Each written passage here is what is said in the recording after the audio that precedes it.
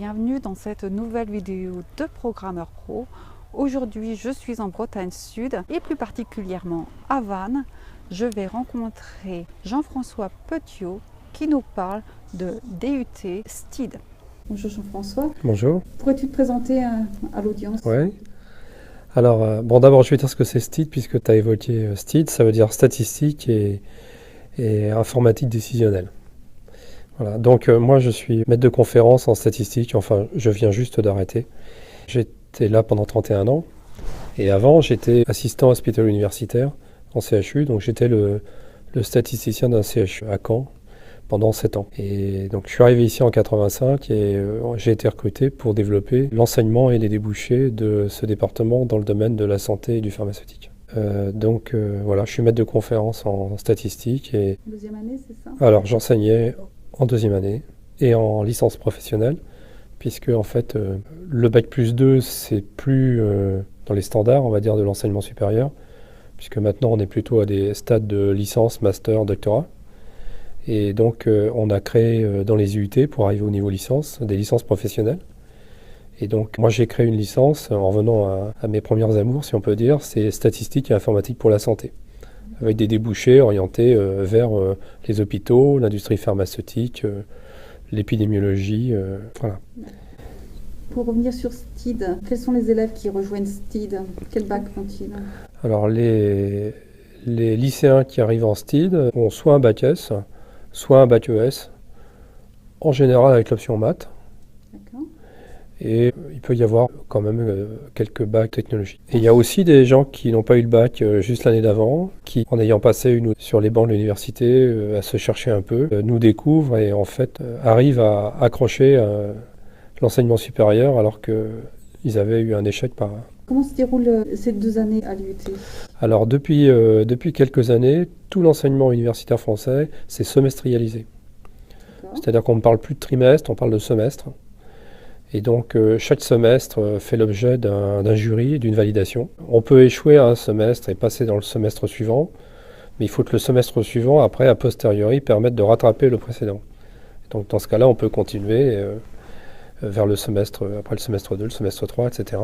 Ça évite des redoublements secs. C'est-à-dire que quelqu'un peut faire son semestre 1, réussir son semestre 1, passer en semestre 2. Le semestre 2 n'est pas validé, mais on passe quand même en semestre 3.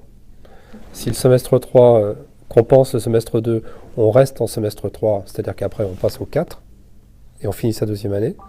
Soit le semestre 3 n'a pas compensé le semestre 2, et à ce moment-là on retourne en semestre 2, mais le semestre 2 c'est la deuxième partie de l'année. On est passé de la première partie de la deuxième année à la deuxième partie de la première année. Ce qui fait qu'on ne retourne pas refaire le b.a.-ba du début de la première année. Voilà. Donc ça fonctionne comme ça maintenant. Il y a toujours les stages? Bien sûr. Alors le stage c'est obligatoire, c'est dans les textes, parce qu'en fait dans les UIT ça fonctionne par spécialité. Donc là il y a la spécialité donc statistique et informatique décisionnelle.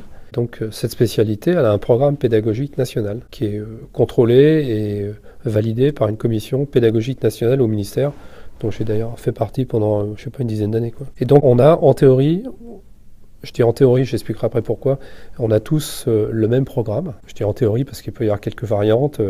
Localement, on a le droit de pousser un peu plus un thème d'enseignement qu'un autre.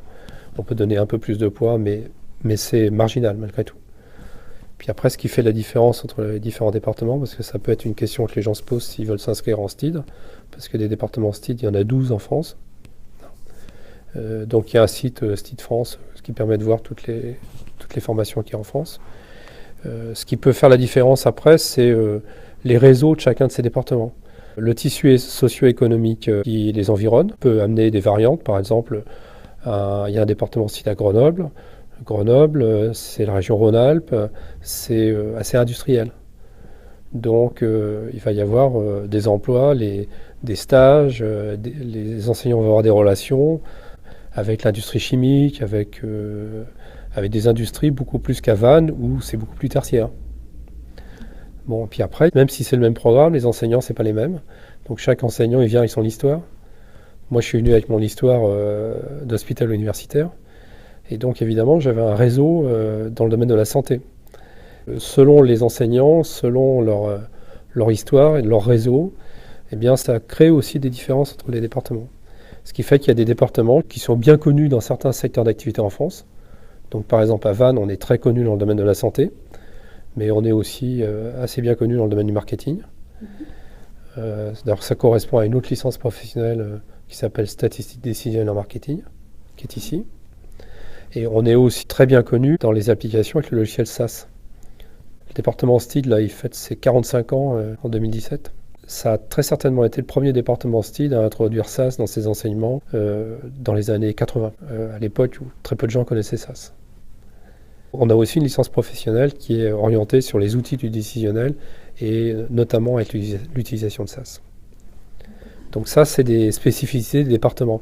Je pense qu'une bonne façon de voir les spécificités des départements, c'est de regarder les licences professionnelles qui ont été développées.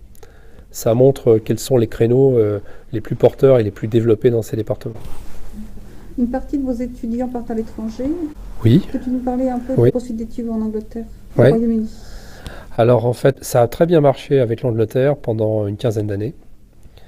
J'avais monté une relation avec une université que tu as fréquentée, donc Sheffield Hallam University, qui était une ancienne Polytechnic School, avant de se transformer en université Sheffield Hallam. La difficulté avec ces universités anglaises, c'est que les frais d'inscription ont énormément augmenté. Avec le Brexit, peut-être que ça va être encore pire pour des Français. Ça a bien marché pendant une quinzaine d'années, mais actuellement en style à Vannes, on est orienté vers l'Écosse où on a des frais d'inscription à Édimbourg qui sont très modérés. Oui, le nom de l'université, c'est Heriot-Watt. Ouais. Vous avez combien d'étudiants cette année? C'est un ou deux qui partent ou c'est combien? À Heriot-Watt, c'est de l'ordre de 4 ou 5 peut-être par an. Ouais, donc c'est variable. Selon les... Il y a des dynamiques dans les promotions des étudiants. Il y a des années où il n'y a pas beaucoup de gens qui sont intéressés par l'étranger. Et puis il y a des années où il y a énormément de gens qui sont intéressés. Donc on peut passer de 2 à 5 ou à 7. On a beaucoup de stages aussi au Canada. Et du coup, les gens vont directement après l'IUT ou il faut d'abord une année de stage à l'étranger?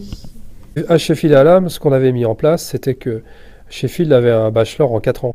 Donc 2 années d'études, une année sandwich en entreprise et une année d'études. Donc en fait, le partenariat qu'on avait, c'était que les 2 premières années d'études de l'IUT étaient prises comme en équivalent pour les 2 premières années du bachelor. Ce qui fait que les étudiants qui avaient un DUT partaient à l'étranger pour faire un stage dans un pays anglophone. Et cette année-là était comptée comme année sandwich à l'université à Sheffield Hallam. Et ensuite, ils allaient à Sheffield faire la 4e année, donc l'année finale. Donc, ils avaient un bachelor en 4 ans.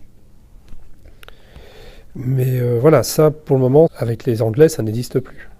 Oui, mais le diplôme, en l'occurrence, en statistique appliquée, de toute manière, n'existe plus à Sheffield Hallam, faute d'étudiants. Faute d'étudiants. Ils ont rebasculé ça en Computing and Statistics. Une dernière question, quelle est la part de la programmation dans les UT, si les gens viennent programmer en SAS ou en... Alors en fait, si on regarde le programme pédagogique des IUT, on peut dire que la statistique et l'informatique, c'est à peu près au même niveau, au niveau des volumes horaires. Ce qui fait que c'est quand même un intérêt de ces formations STID, ça fait des gens qui ont une double compétence.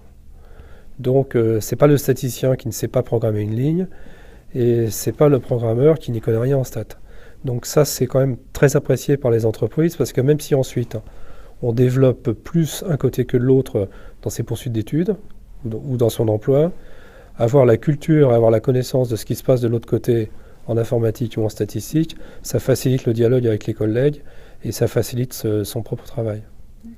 Cette formation, elle garde quand même un caractère assez général, dans le sens que il y a des enseignements en économie, en gestion, en connaissance de l'entreprise, en communication, en anglais, ce qui fait que derrière un DUT STID, puisque ce n'est plus qu'un diplôme intermédiaire, on peut même aller vers une école de commerce. Donc on se retrouve avec un background assez scientifique, mais ça reste encore très ouvert et on a une variété de métiers au final. quand les étudiants ont terminé leurs études, qui vont de celui ou celle qui va diriger une antenne de la Croix-Rouge à celui qui est biostatisticien chez Sanofi, en passant par celui qui est contrôleur de gestion chez Airbus. Très bien. Est-ce que tu as encore quelque chose à partager avec les auditeurs? Un conseil à donner ou... Je dirais que les IUT, ça n'a jamais eu l'image d'une formation prestigieuse. Et c'est dommage parce qu'il y a des gens qui ne regardent pas assez vers les IUT. Et on recrute souvent des gens qui connaissent le système, qui ont eu des amis, des enfants, de la famille, etc., qui sont venus. Et ce système a quand même la grande qualité d'avoir un très bon suivi des étudiants et d'être d'un haut niveau de qualité, dans le sens que on n'enseigne pas que des recettes de cuisine. On essaie d'avoir des enseignements suffisamment théoriques pour que les gens puissent continuer leurs études, mais on essaye aussi d'être suffisamment pratique pour que les gens soient opérationnels tout de suite. Donc je pense que c'est une particularité de nos départements, dans les IUT, d'être capable de former des étudiants qui ont cette possibilité à la fois suffisamment théorique et pratique en même temps. Je te remercie beaucoup pour cette intervention. Je vous dis à très bientôt pour une prochaine vidéo sur Programmeur Pro. J'espère que cette vidéo vous a plu. Je vous dis sur ce à très bientôt pour une prochaine vidéo. Si toi aussi tu veux réaliser une interview, envoie-moi un email à véronique.boursier@programmeurpro.com. Inscris-toi gratuitement sur programmeurpro.com. Tu recevras des notifications quand de nouvelles interviews seront à disposition et des contenus gratuits sur la programmation langage SAS. Tu peux contacter le secrétariat de l'IUT Stide de Vannes pour proposer un stage ou une offre d'emploi. Enfin, si tu penses que cette vidéo peut intéresser d'autres personnes dans ton entourage, pense à partager sur les réseaux sociaux. Ciao!